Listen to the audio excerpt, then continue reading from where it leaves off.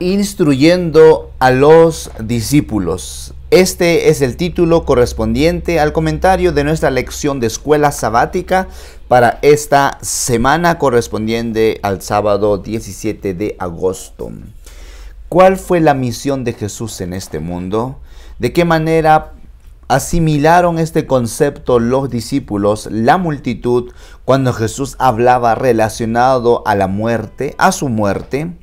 ¿Qué principios de discipulado podemos encontrar en la lección de esta semana a la luz de la palabra de nuestro Dios? Bienvenidos a nuestro comentario de la lección de escuela sabática. Comencemos.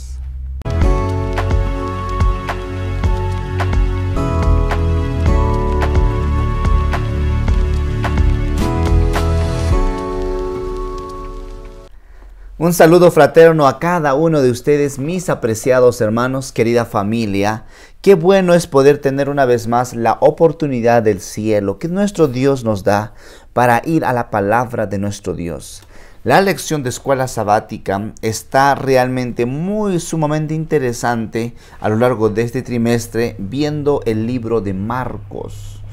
Bueno, mi nombre es Ananías Mamani y para mí una vez más es de grata alegría poder tener esta oportunidad para ir a la palabra de nuestro Dios y de esta manera pedir la dirección del Todopoderoso. Vamos a orar, vamos a pedir a nuestro Dios que pueda guiarnos en el estudio de su palabra. Oramos. Gracias, Jehová nuestro Dios, por tus cuidados. Gracias, Padre bueno, por todas tus misericordias hacia nuestro favor. Bendice a cada uno de mis hermanos, de mis amigos, apreciada familia espiritual, y que podamos continuar nuestra vida en completo crecimiento y dependencia para vida y vida eterna. En Cristo Jesús oramos. Amén, Señor. Muy bien. La lección de esta semana nos enfatiza lo que es instruyendo a los discípulos. Jesús instruyendo a los discípulos. Marcos 8:34 dice: Luego Jesús llamó a la gente y a sus discípulos y les dijo: si alguno quiere venir en pos de mí, niéguese a sí mismo, tome su cruz y sígame. Está bastante interesante, hay muchos contenidos muy especiales en la lección, historias, y vamos a ver un común denominador en la lección, porque está enfatizando a lo largo del escenario de la lección un punto relacionado a Jesús anticipando, prediciendo su muerte, ¿verdad?, en la cruz del Calvario y su resurrección, y lo va a realizar hasta en 2 ocasiones en el estudio correspondiente a esta semana. Veamos lo que dice Marcos 8, verso 22 al 30. No vamos a leer todos estos versículos, pero sí vamos a explorar que allí se está hablando de una sanación, de un milagro que Jesús va obrando en un ciego que es sanado en Betsaida. Dice la palabra de nuestro Dios que en el verso 23, tomándolo Jesús de la mano del ciego, lo sacó fuera de la aldea, escupió en sus ojos y puso sus manos sobre él y le preguntó si veía algo. Y verso 25, luego le puso otra vez las manos sobre los ojos y le hizo que mirara y fue restablecido. Uno podría preguntarse, ¿por qué Jesús toca 2 veces? ¿Verdad? A esto los teólogos llaman el doble toque, ¿verdad? El doble toque de la sanidad. No es que haya menos fe, haya un sentido de incredulidad, de desconfianza, de que no va a funcionar y por eso doble toque. No, de ninguna manera. Esto podría mostrarnos, buscando ilustrar el hecho de que el tema de la percepción espiritual, que a veces requiere un cierto grado de desarrollo, ¿verdad? Un marco de desarrollo en ese concepto. Tal es el caso como se presenta el tema de Cristo Jesús, quien ha de morir en la cruz del Calvario y se presente de un inicio, y cómo esa percepción de poder entender mejor el concepto de Jesús morir en la cruz. Pero ¿cómo es esto, no? Que Él es el Mesías.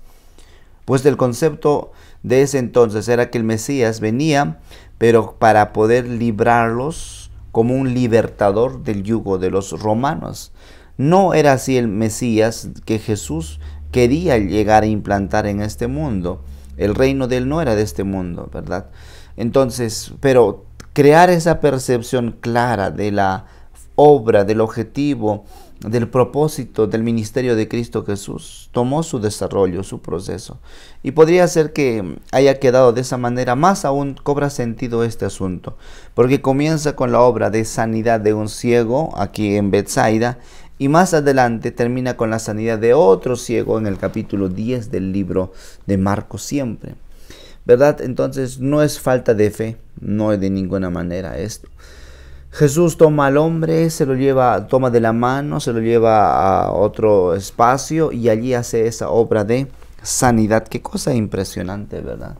Muy probablemente este hombre no era ciego de nacimiento, porque cuando la primera vez que toca a Jesús y dice, ¿ya ves algo? Y dice, sí, veo como unos árboles que se andan moviendo. ¿De dónde saca el concepto de cómo son los árboles? ¿Verdad? Muy probablemente este hombre por alguna situación pues quedó ciego, pero no nació ciego, ¿verdad? Y después sí, Señor, veo claramente, dijo más adelante. Y me llama un misterio porque dice Jesús, no entres en la aldea ni lo digas a nadie en la aldea. A nadie le cuentes, pero es obvio. Si sabían que él era ciego, ¿cómo ocultar esta realidad, verdad? Es como pareciera un secreto. No lo es, sin lugar a dudas, la salvación, pero pareciera mostrarse de esa manera. Bueno, es mucho la comprensión de cómo entendían a Cristo Jesús como realmente el Mesías, pero no de este mundo, en el sentido de ser un libertador de un yugo de una nación como Roma, sino librarlos del yugo de la esclavitud para el reino de los cielos, cosa que todavía estaban en el proceso de la comprensión en ellos, ¿verdad? Y también a la vez se hace mención de cómo Pedro responde a la pregunta cuando Jesús dice, ¿quién dicen los hombres que soy yo? ¿Y ustedes qué piensan? ¿Quién dicen que soy yo? Y qué gran maestro, ¿verdad? Porque crea esa conexión de pregunta y esperando una respuesta, ¿verdad? Esperando una participación conjunta con ellos. Pedro responde sin lugar a dudas y dice en el capítulo 8 de Marcos, y en el verso 29, entonces él le dijo, ¿y vosotros quién decís que soy yo? Y respondió Pedro diciendo, tú eres el Cristo. Y él les dijo que no dijeran esto de él a nadie. En otros libros sinópticos dice, Pedro, lo que te se ha dicho no te lo reveló carne humana, sino mi Padre que está en los cielos.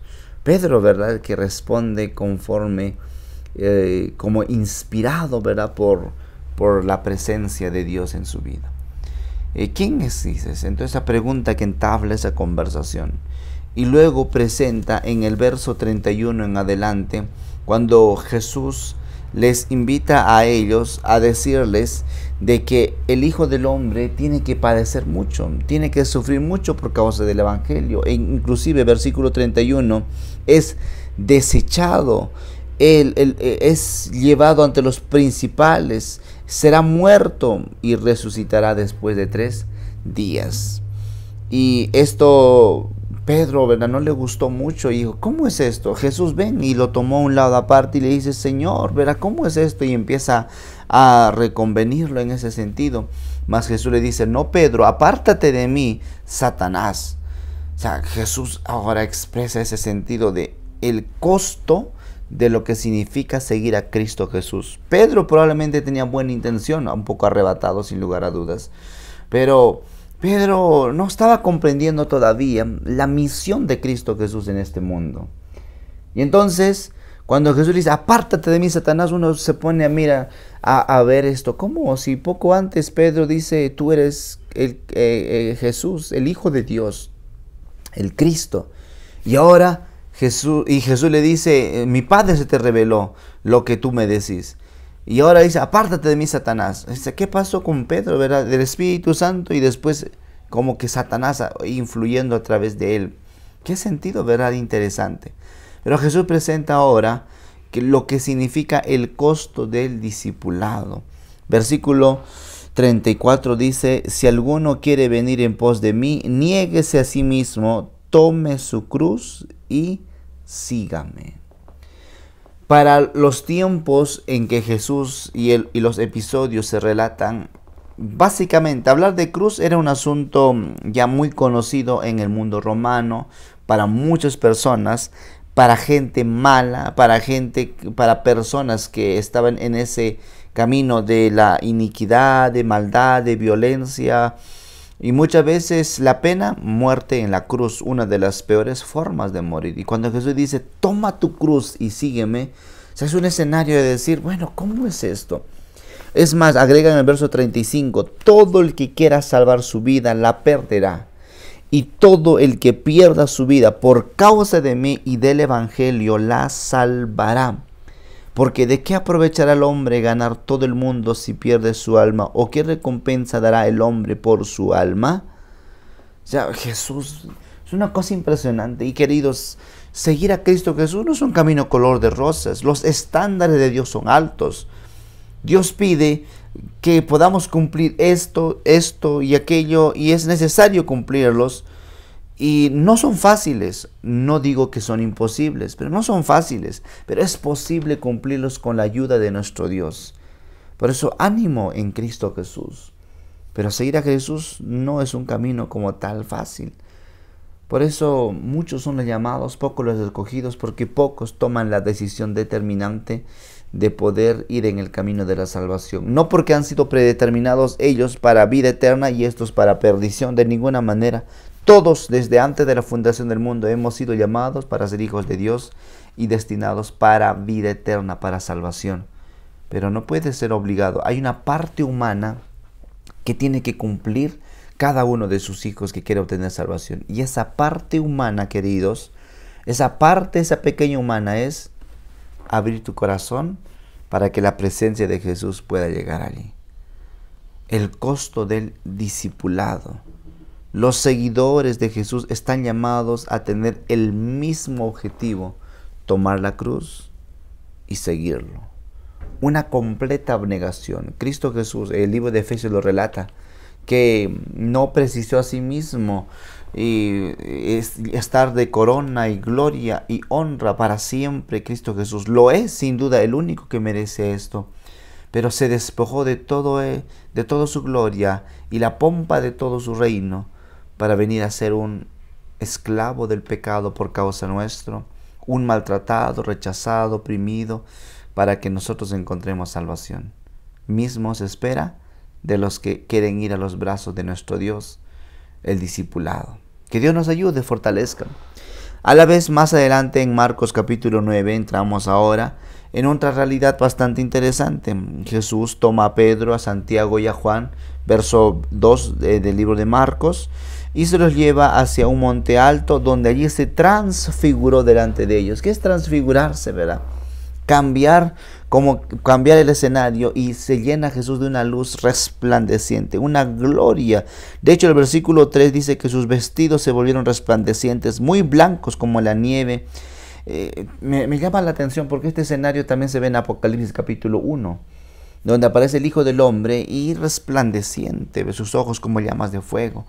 Y bueno, ahí están los tres discípulos, Jesús, están allí los tres discípulos, pero allí miran en el verso 4 a Elías y a Moisés que hablaban con Jesús.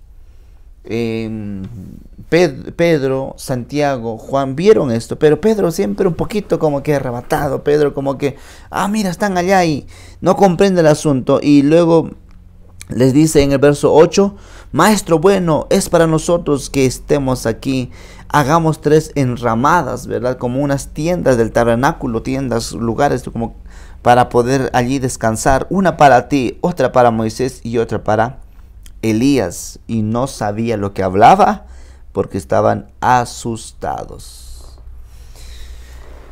Qué interesante, ¿verdad? Este escenario especial. Cristo Jesús, aquel que al final dejó esa gloria, esa honra en las mansiones celestiales para venir a este mundo a dar su vida por cada uno de nosotros. Cristo Jesús, una clara realidad, ¿verdad? Muy a la vez presenta de que les dice, verso 12, Elías a la verdad vendrá primero y restaurará todas las cosas.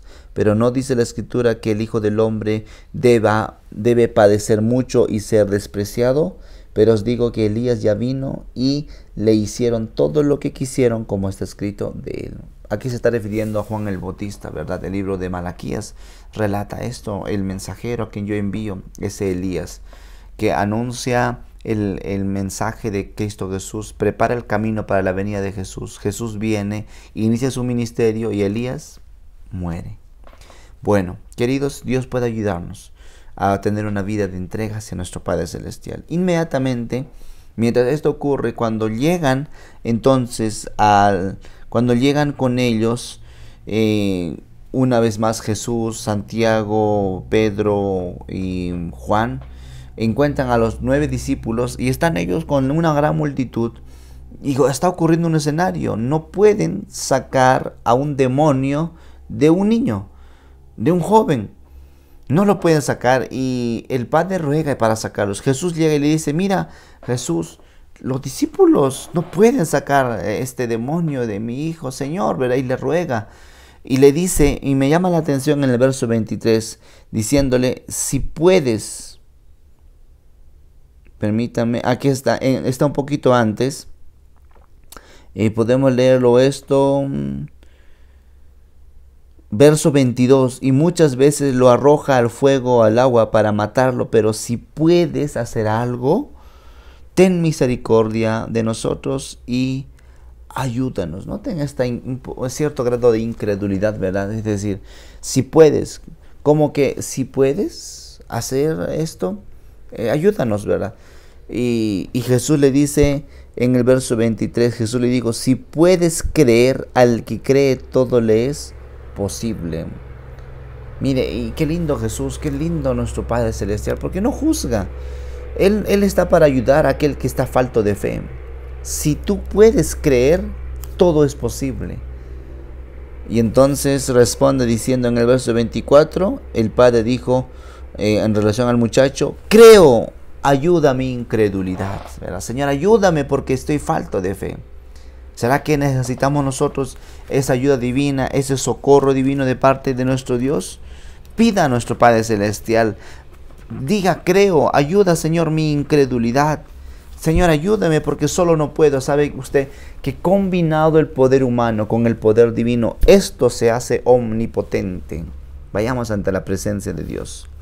Luego se presenta en Marcos una otra realidad bastante interesante en el verso 30 ahora. Y podemos encontrar allí que Jesús una vez más anuncia lo que es el ocaso de su muerte, su resurrección. En la primera predicción aparece en el verso 31 del capítulo 9. Jesús siendo, 8:31, perdón, Jesús siendo rechazado y que lo matan. En el 9:31 aparece como alguien que ha de ser traicionado, pero que ha de resucitar.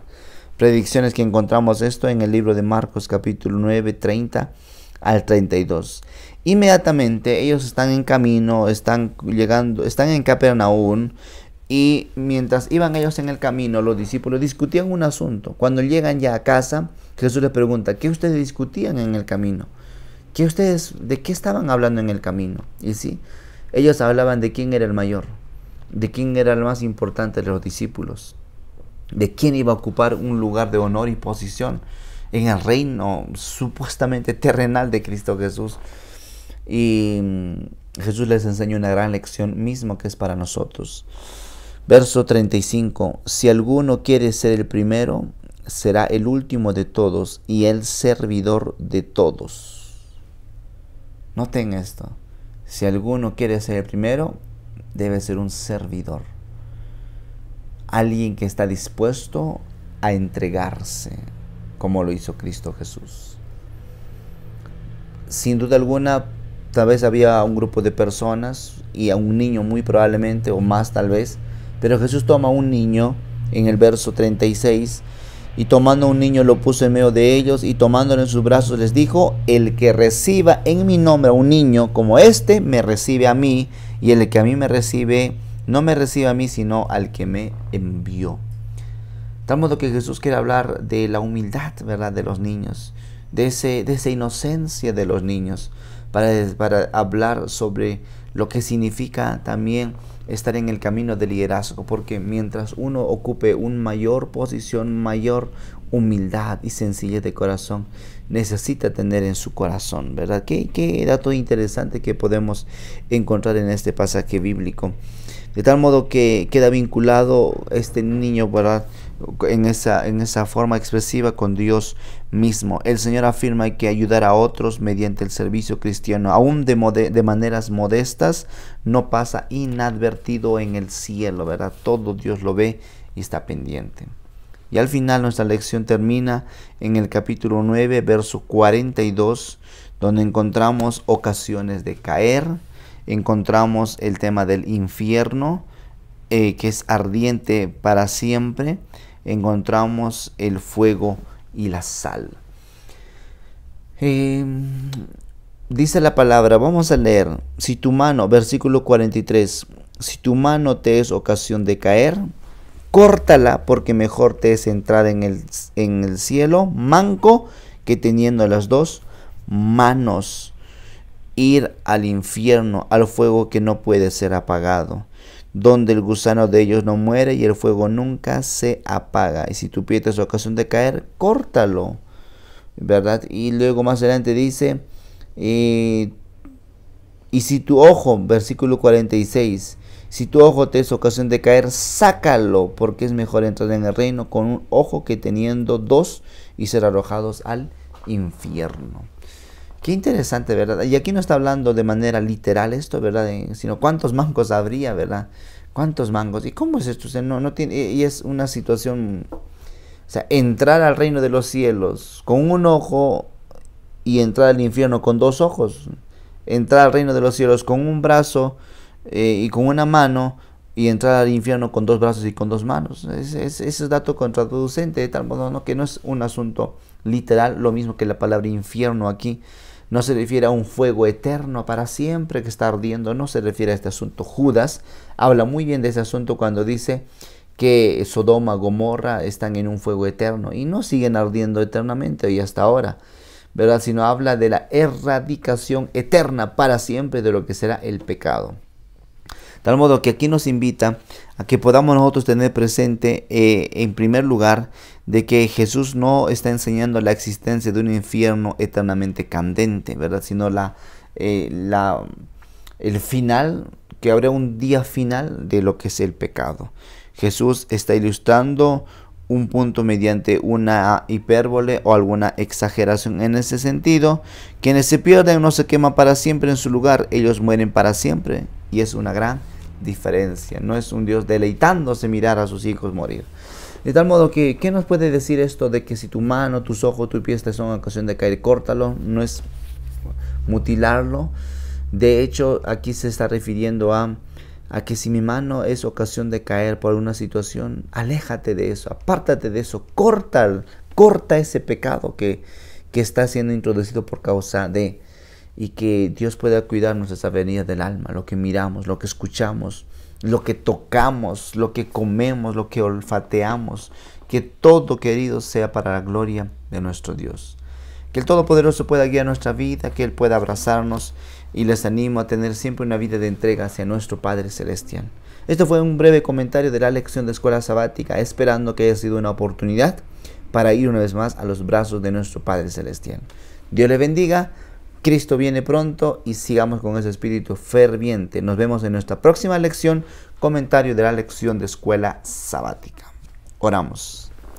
Gracias te damos, Señor, porque hasta aquí tú nos has llamado, no porque somos perfectos, no porque haya en nosotros capacidades, simplemente porque tú en tu gracia y en tu misericordia nos permite, Señor, servirte en diferentes áreas dentro del cuerpo que es tu iglesia, y queremos hacerlo, Señor, de todo corazón y siempre para gloria de tu nombre.